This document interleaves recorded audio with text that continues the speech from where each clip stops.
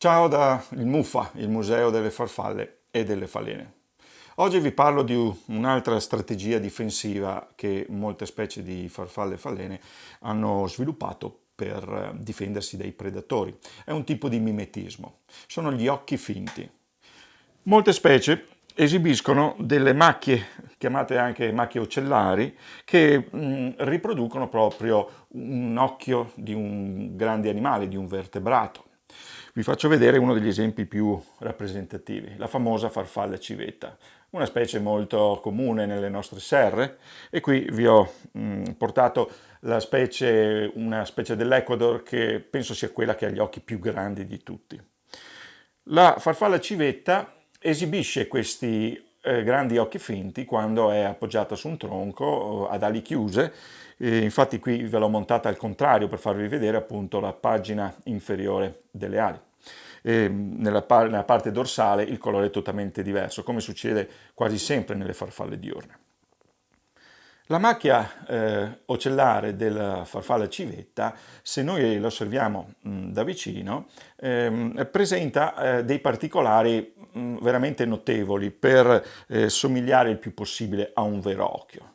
Se notate, all'interno della macchia scura, la finta pupilla, c'è un arco bianco che imita il riflesso della luce.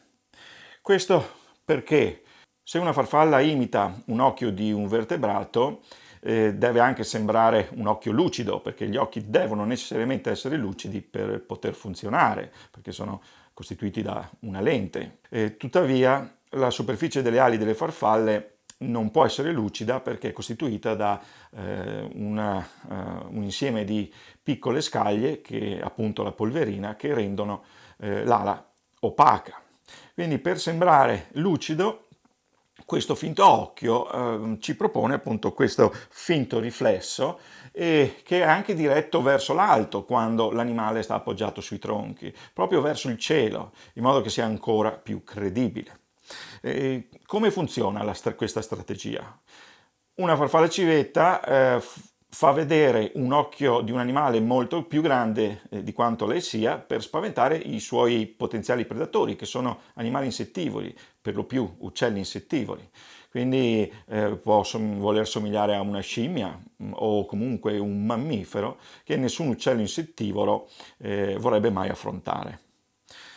Anche nelle falene sono diffusi i finti occhi. Molto spesso sono però presenti nella pagina superiore delle ali, cioè quando la falena ha le ali aperte. Quando sono appoggiate su una corteccia, coprono le ali posteriori con le ali anteriori, che hanno sempre una colorazione criptica, appunto, che li nasconde nell'ambiente circostante.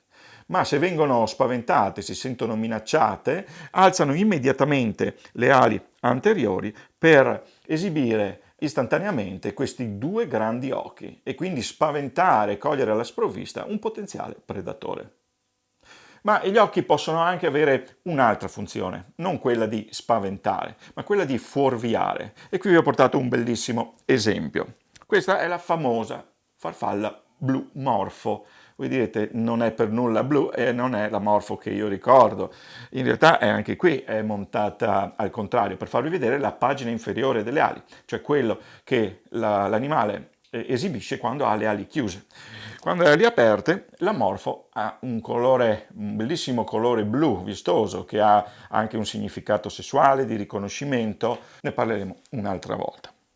La farfalla morfo, a differenza della farfalla civetta, possiede tanti occhi finti sulle superfici della pagina inferiore delle ali. La funzione di questi piccoli occhi si suppone sia diversa, non è quella di spaventare. Servono per ingannare il predatore che, alla ricerca della testa dell'animale, alla fine si convince che la testa sia in realtà in corrispondenza di uno di questi piccoli occhi. Che il predatore cercherà di afferrare il finto occhio, quindi un pezzo d'ala, e non la vera testa. La farfalla, d'altra parte, anche se viene afferrata in corrispondenza di questi falsi occhi, che spesso sono nella margine più esterno, cercherà di fuggire, l'ala si spezzerà in corrispondenza appunto del finto occhio e la farfalla riuscirà lo stesso a volare.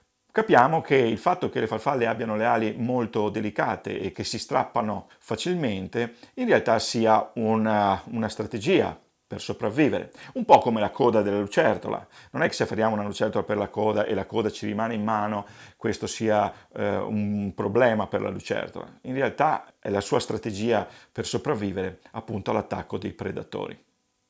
Grazie per averci seguito, ci vediamo alla prossima puntata, sempre con altri argomenti ispirati dal nostro Museo delle Farfalle e delle Falene. Il Muffa, con 3F.